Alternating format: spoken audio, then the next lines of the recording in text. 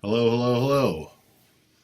There's at least one person already in here. I'll let a couple moments go by as things get populated. Come in the room. Please write something in the chat box there so I know you can hear me. You can see all of this, and we'll get rolling in just a minute or two.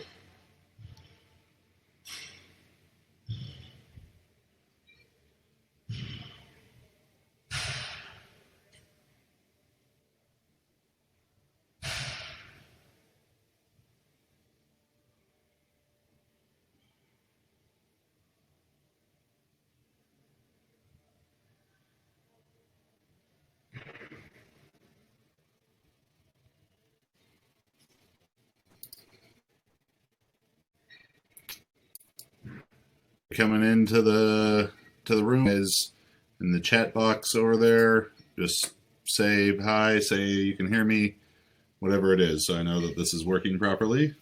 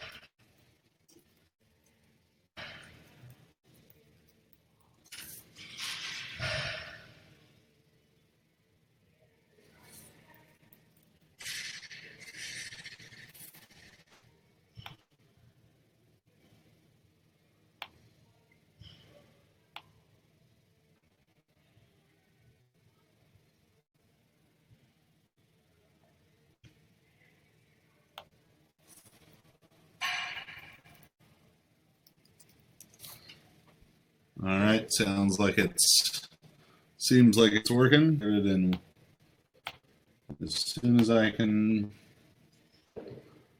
finish this one real quick, 10 seconds.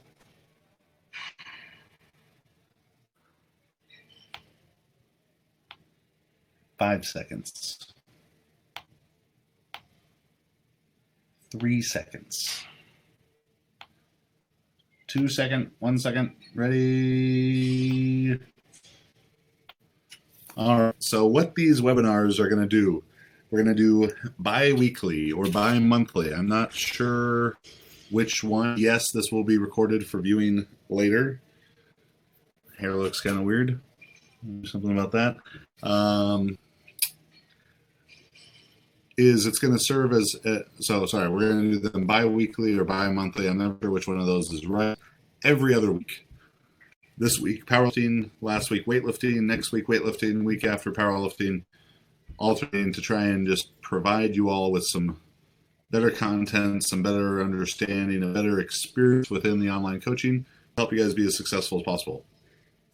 So I'm going to talk at you for a little bit, and then any questions you have about talk about this evening, training questions in general, there will be plenty of time to ask those. So what I want to talk about tonight is fatigue management, is MRV, is why the training is set up as it is and how you can maximize its effectiveness through your own efforts, besides just training as hard as possible, which of course doing the plan as hard as possible is what we want. So many of you may have noticed, and there's people who are on club 3-day, club 5-day, team programs, one-on-one programs, and the team programs are going to vary pretty widely, based on experience, how far out you are from a meet, all these different things. But a lot of you are probably doing something that looks like work up to X rep max, back down sets. Work up to 10 rep max at 7 RPE. Work up to 10 rep max at 8 RPE this week. Work up to 10 rep max at 9 RPE, or 8, 9, and 10. and then with these ascending numbers of back down sets. Why is it important that in the first week you don't go to 10 RPE when I write 8 RPE? All right.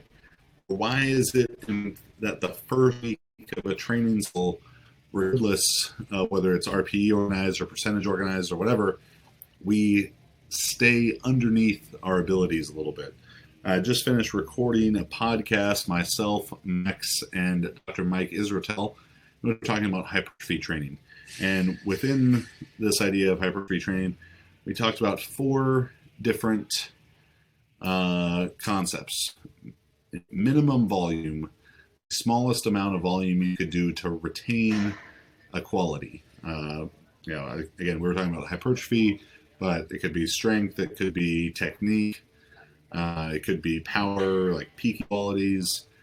We have your minimum volume. Then we have your minimum effective dose. So minimum volume is maintenance for several weeks on end. It's the least I could do to not lose currently have. Next, effective dose. What is the least amount you can do to see some degree of positive adaptation, some degree of improvement of strength, growth of muscle, improvement of power, improvement of technique? Sorry. Again, that's going to be pretty low, and most of you probably aren't concerned with what is your minimum effective dose because you're not interested in making the minimum possible improvements. You want to make big improvements. All right, so then we get into adaptable volume, maximum adaptive volume, and maximum recoverable volume. And the training that we're gonna do, within all levels of the powerlifting, of the club, team, or one-on-one programming, it's gonna, particularly on club and to a lesser degree on team, the onus is going to be put on you to help find these numbers for yourself.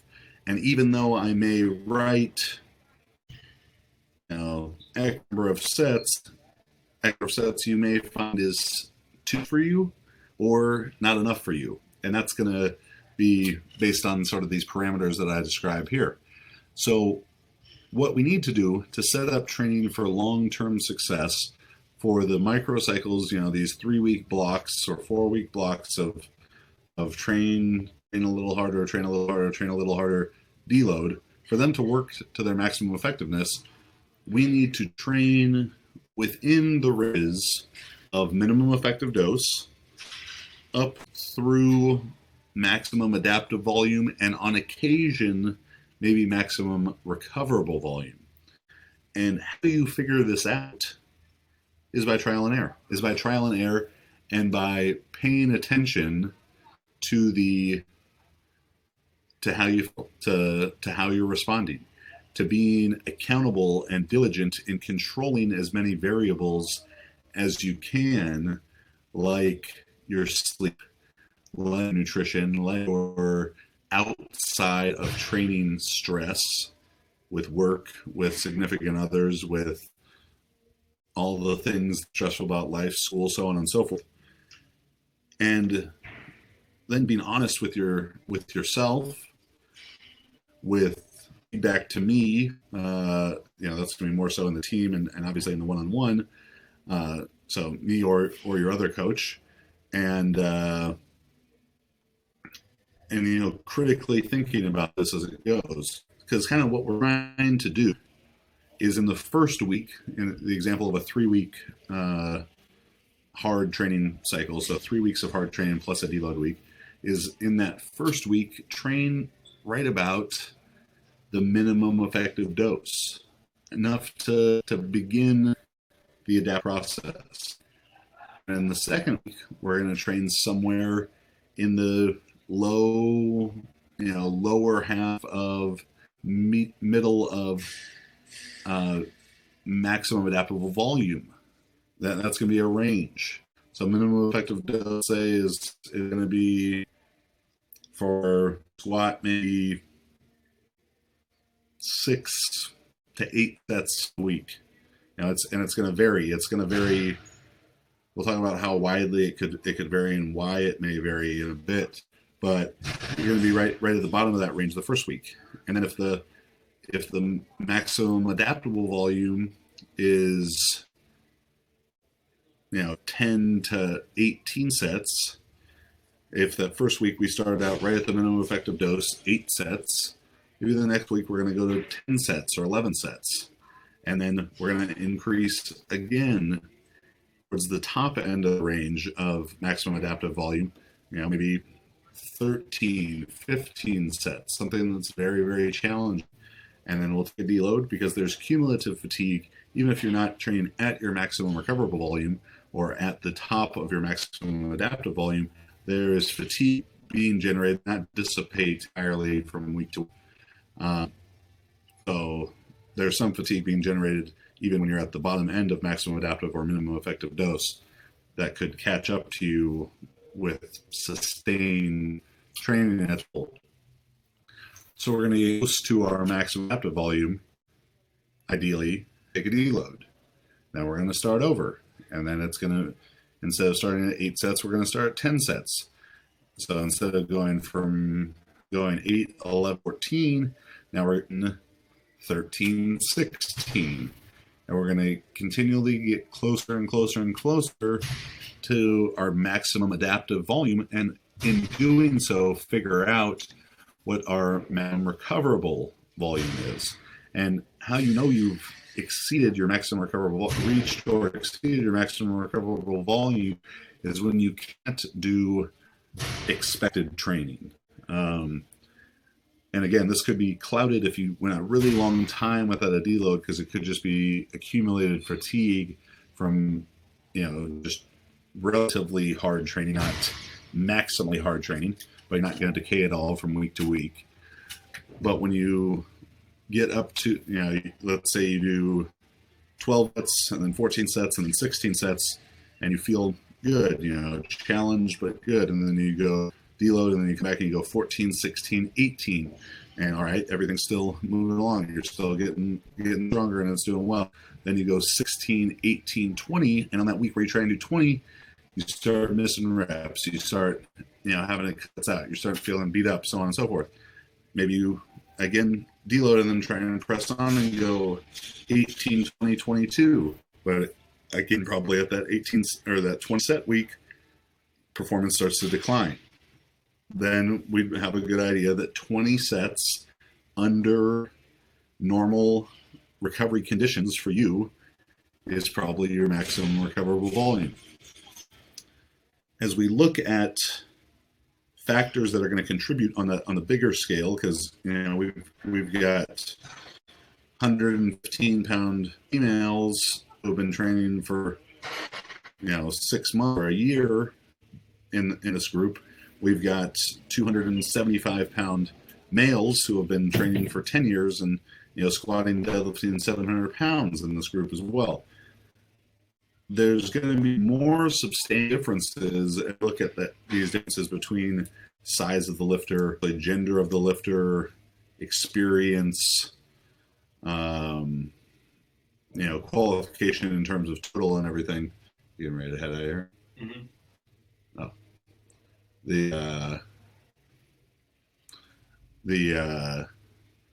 So that's where the bigger differences are going to be in what's making what's making the difference between 10 or 12 sets being someone's maximum recoverable volume or maximum adaptive volume compared to someone who's doing 18 or 20 sets. That smaller, lighter lifter is going to be able to handle that a lot better than the bigger, more experienced lifter. And there's a bit of a bell curve effect in there in terms of experience, that lifters very new to training are going to lack the specific. All right, buddy. I'll see you later. Thanks. It's Dr. Mike. Look at him. Look at Dr. Mike. No, these people are horrible. Oh, everyone just signed off. Shit. See you tomorrow. All right, man. it's going to be a bit of a bell curve there, because people who are very new to training will not have this special work capacity to be able to handle a lot of training. And as that improves, your work capacity is going to improve and improve and improve. But as you become more and more advanced, the MRV may actually decline again. Not, I guess, not a true bell curve, because it's not going to come all the way back here. But my finger graphs are always excellent. Something like that probably, because as you become really advanced, the training becomes so disruptive, and you're able to move so much weight, and it's so stressful that are less trainable, like muscles, tendons, and ligaments, that you wouldn't be able to recover from then. And every rep and set you do is going to eat up more of your MRV, because the weights are just heavier. You're going to get to, if 20,000 pounds of volume was the MRV, doing sets of 500 with 500 pounds is going to get you there faster than doing sets with 300 pounds. So that's why intermediate lifters, advanced lifters may actually be doing more sets than absolute top elite lifters. But yeah, so there's some fall off to that. But those are going to be all things for you to consider in in asking yourself the question, what is my MRV? As we're trying to give ourselves the best guess and starting point, and in the team programming particularly. So if you guys aren't really sure with what the differences are, let me say that real quick. And if your friends ask or whatever, to explain it, the club programming is just a program. It's one program, 3 days a week or 5 days a week. It's kind of the little, trying to shoot middle of the road on these MAV and MRV ideas. It's more or less the average kind of thing of what I see in my travels doing clinics and seminars, of like, this work pretty good for the majority of people, but it's probably not the program for you. If you're getting ready for a meet, it's more the program if you want to get it just very good, organized training, and don't mind making some adjustments for yourself. The next step from that, the team programming, is I wrote all these different programs, all these different templates, based on the differences, some of the kind of differences we're talking about, based on different sizes of the lifter, strengths of lifters, genders of lifters, experience of lifters, and then goals, hypertrophy generally. And with my, basically made the best informed hypotheses as possible as to, from everything, talking to people like Dr. Mike and coaching all these different lifters, this is about the range that, intermediate females in the lower weight classes are going to do well with. They're going to need about 12 to 18 or 14 to 20 sets of squats a week to get better and better. And then obviously the one-on-one programming is, we're figuring out MEV, MAV, and MRV together based on your feedback. And then of course that's more access to our coaches for video review and everything. But you guys need to help yourselves as well in club and team by taking the things I'm saying here into account, by informing the team programs even are my best estimation at it, an informed estimation, but still not not specific to you. It's specific to your category. And more so in the club, where you got to say, this just isn't challenging me that much. The principles, the organization are going to be sound for everyone, but you may be able to say, all right, let me add one set here, two sets here. Maybe it's too challenging, you need to set away, one or two sets. But as we go within the categories, and by categories I mean like advanced high weight class male or intermediate low weight class female, and so on and so forth, the amount range is going to be minimal. plus or minus 2 sets in terms of finding MAV and MRV. The changes from begin low weight class female to advanced high weight class male. Now we get into much broader, but yeah, take the information here that we're talking about to help you adjust the best for yourself. Take the information in this video, the principle of individual differences, which I'll put a link up right now. One moment. Take the ideas in this principle of individual differences video, posted over there to your right, and help that inform your and make the training the best for you. Because unless you're in the one-on-one coaching, you're going to have to make some decisions for yourself. And even in the one-on-one coaching, you got to be forthright and give great feedback to your coach so they can make the program the best for you. But in the club and the team, being able to understand the ideas I talk about more in the video go a long way to you maximizing the effectiveness of programs, because the club one it's general. It is a down the middle kind of thing. It's going to be pretty good for most people, but you may not be most people, so you might need more, or you might need less. So please take into consideration all of those things. If you have questions about what I have been talking about thus far this evening, or anything about first training so far, anything about training, please type them in over here, and I will get to answering them.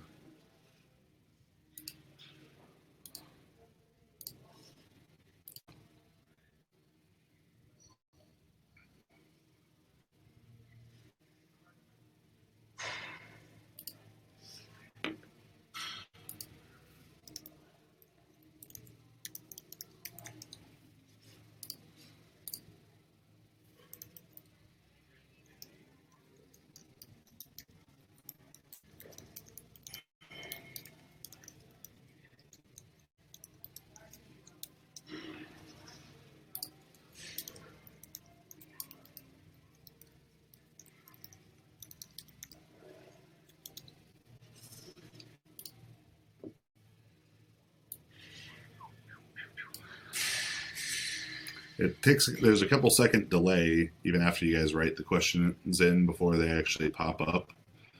So I would just say we'll sit here and stare at each other awkwardly, but you can only stare at me.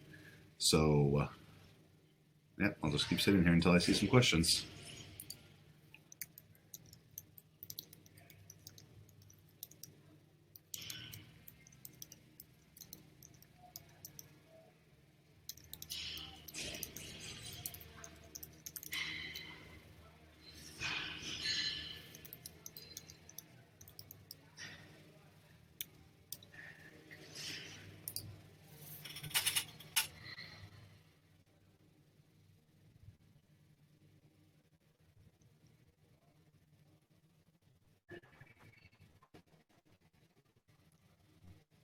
Questions. There we go. No questions. So I'm just using the online coaching schedule, and it's good for me. All right. That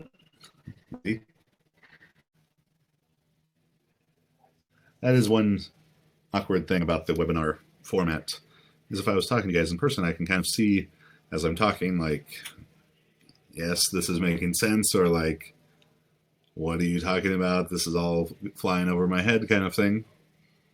Here, it's just no feedback. It's a bit strange as a speaker. I guess while you guys are typing in questions, if any of you are in the New York area, the upper northeast part of things, or anywhere, on February 4th, Dr. Mike, myself, Dr. Quinn, Max Ada, and Dr. James Hoffman will be at Active Life Athletics on Long Island, and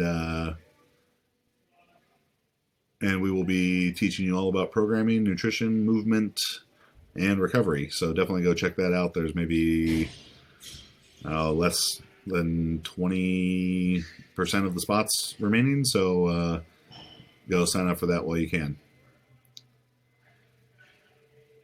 Please describe the DB row sequence. Stuart, you got to clarify that question for me. I'm not quite sure what you mean there.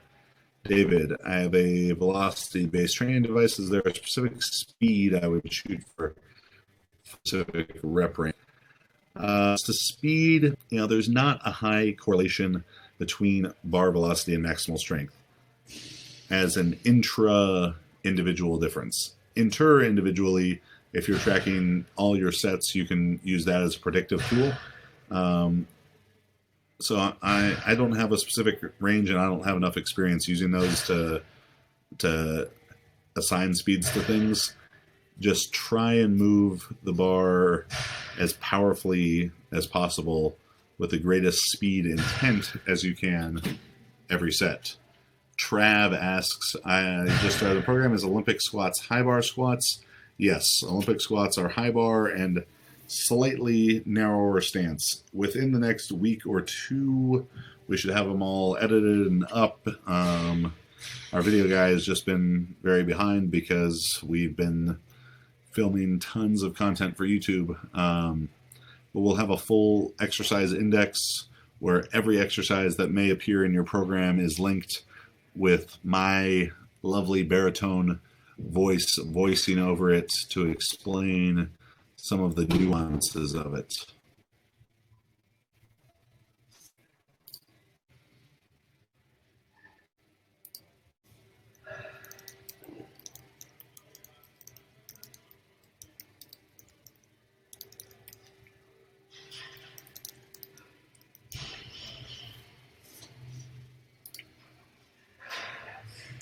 Okay, so when I write dumbbell rows, 4 sets of 10 to 12. All right, so people are confused about the cluster set. This is what a cluster set is.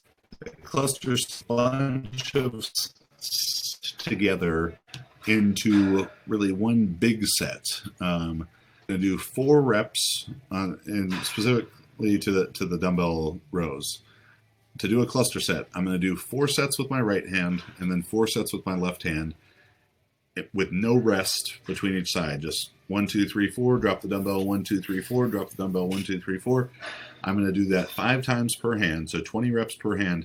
And then the 6th set is going to be for maximum repetitions. And obviously you want to make sure that in the maximum rep set, you match the reps on hand to the. So that means you 9, and then you can only get on your left, drop it, try and knock those last 2 out. Hopefully that clarified it. If and when we use cluster sets in bilateral exercises, that would just be 4 reps, then rest 10 seconds, 4 reps, rest 10 seconds, 4 reps, rest 10 seconds, 5 rounds, and next to Star. I'm using club coaching, and the program is great. People who aren't competing soon, but I'm eyeballing one in April. We're definitely going to do one in July. Say this program could be sufficient. It definitely can be sufficient, and particularly if you can make these adjustments yourself, in terms of finding the more accurate range of AV and it can be extremely effective because it is the way that we structure the training for a lot of people.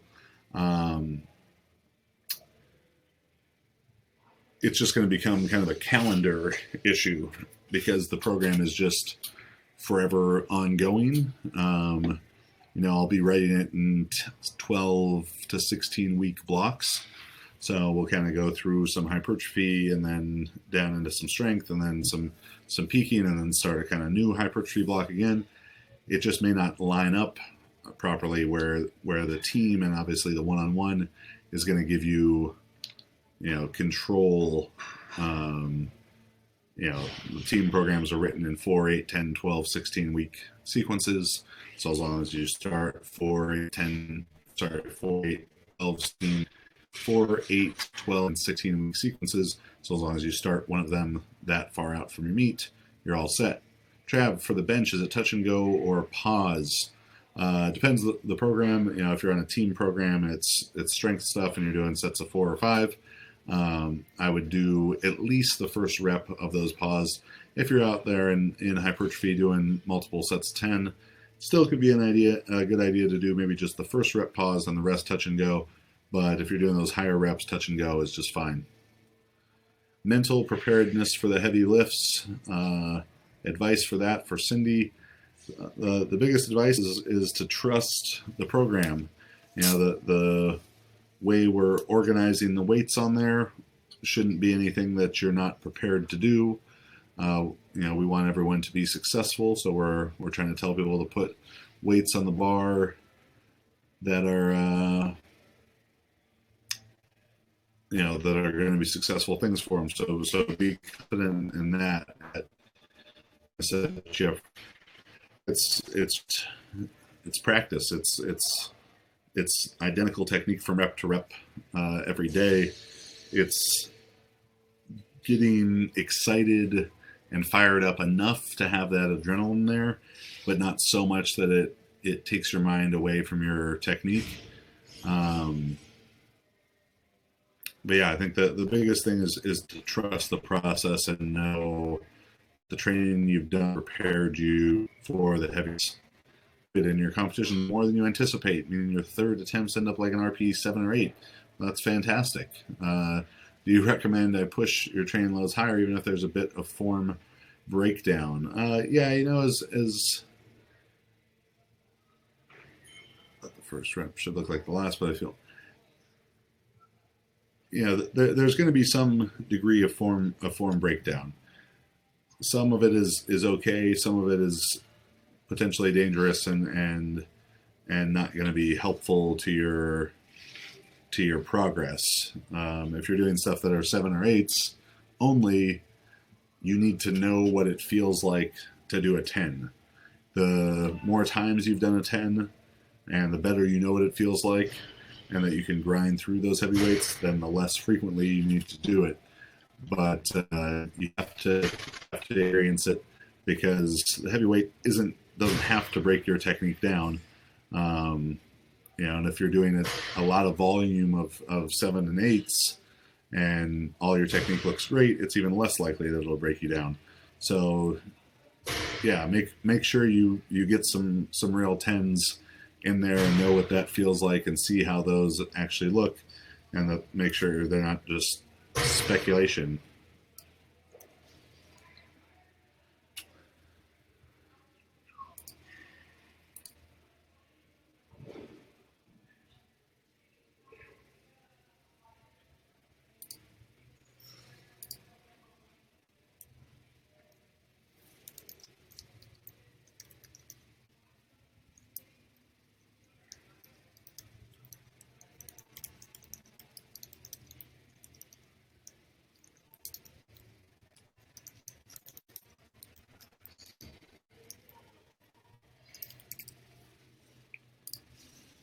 Other questions?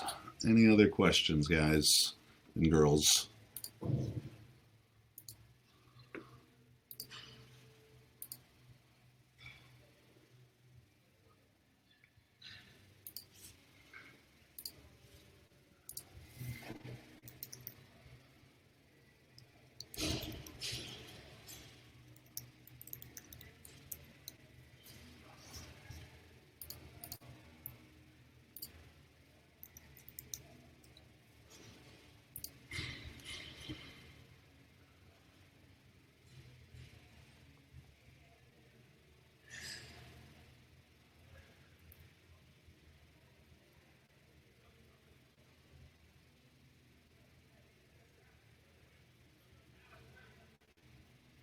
Any questions? Any questions?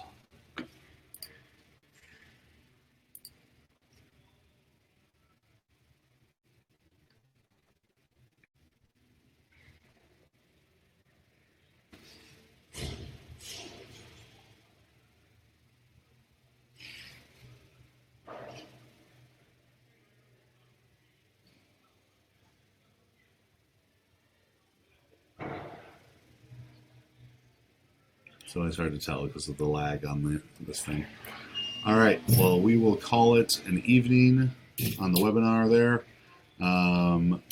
Thank you for working hard at your program. Thanks for giving us feedback in the Facebook groups. If you have questions about online training, if anything comes up, please refer those to onlinecoaching@jtsstrength.com. And that's it. We will see you on the internet.